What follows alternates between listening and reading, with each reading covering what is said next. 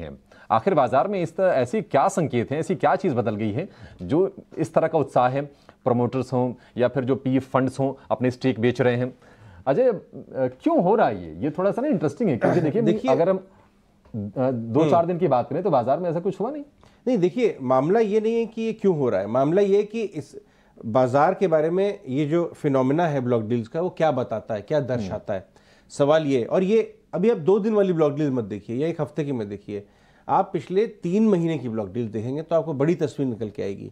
देखिए, आप ये बात मानते हैं कि जो बाइंग और सेलिंग डिसीजन होता है किसी भी इन्वेस्टर का, वो कहीं ना कहीं इस बात का रिफ्लेक्शन होता है कि उसका व्यू वैल्यूएशन पे क्या है। अगर मुझे वैल्यूएशन पके हुए थोड़ा नजर आते हैं तो मुझे सेलिंग में ज्यादा कंफर्ट आएगा। और मुझे, अगर मैं बहुत बड़ी ब्लॉक डील बाय कर रहा हूं तो यानी मेरी रुचि उस वैल्यूएशन पे है, नीचे में खरीदने पे। अगर आप ये देखें डेटा, ये वाला डेटा हटा दीजिए डायरेक्टर साहब, और आप टेक्स्ट पॉइंटर्स लेके आइए। टेक्स्ट पॉइंटर्स हमने उसमें बनाया है असली बात कि ये क्या बाजार के लिए चिंता का विषय है या नहीं। इतनी बड़ी चिंता का विषय नहीं है, एक मॉनिटरेबल जरूर है, क्योंकि बाजार इस पर बातचीत कर रहा है कि क्या ये चिंता का विषय है या नहीं। तो मैं ये कहूँगा कि एक मॉनिटरेबल है, क्योंकि होता क्या है, करीब 40,000 करोड़ की ब्लॉक डील्स अभी हुई हैं पीई फंड्स और प्रमोटर्स से। वो बड़ा इन्वेस्टर का जो हिस्सा है वो बाजार में माल बेच रहा है, और खरीद कौन रहा है? ज़्यादातर फंड्स ले रहे हैं या तो एफआईज जिनके पास लंबी अवधि का पैसा है, या फिर डोमेस्टिक फंड्स ले रहे हैं। ये डोमेस्टिक में अगर आप ध्यान दें तो रिटेल ने बहुत बड़ा पैसा मिड कैप और स्मॉल कैप में लगाया है। पिछले 1 साल में सबसे ज़्यादा पैसा इस महीने भी mid cap small cap funds में आ रहे हैं और एसआईपी में, वो ये ले रहे हैं माल।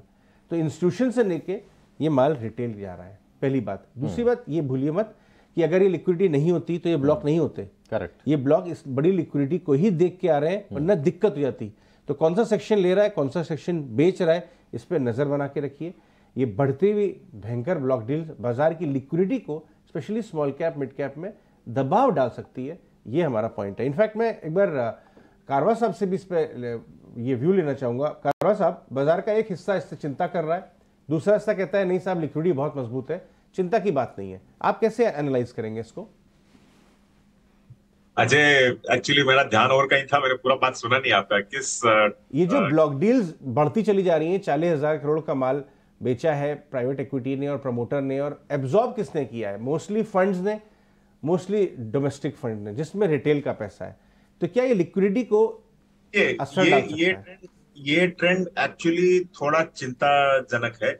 और ऐसे डिस्क्लोजर मैं बता दूं कि अभी रिसेंटली काफी जो स्मॉल कैप फंड्स वगैरह से है, हमने क्लाइंट्स का पैसा उसमें से निकाल के लार्ज कैप्स में डाला है, क्योंकि काफी ऐसी छोटी छोटी डील्स हो रही है। मतलब इन टोटल बहुत बड़े डील्स हैं, लेकिन हर कंपनी में एक डील हो रही है जहां पे प्रमोटर निकलता है। और एक रेड फ्लैग होता है जब भी प्रमोटर निकलता है। देखिए, कितना भी कंपनी बढ़िया हो या वैल्यूएशन ज्यादा हो, प्रमोटर ये कभी नहीं चाहेगा कि उसका स्टेक हाथ से बाहर जाए और कंट्रोल और किसी के हाथ में जाए।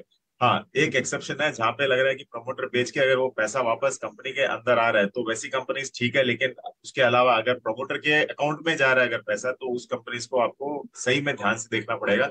और आज के दिन रिटेल इन्फ्लोज इतने स्ट्रांग है, क्योंकि हम लोग म्यूचुअल फंड्स भी बहुत करते हैं। रिटेल इन्फ्लोज मतलब अभी तो करोड़ों में आ रहे हैं ऑलमोस्ट डेली बेसिस पे।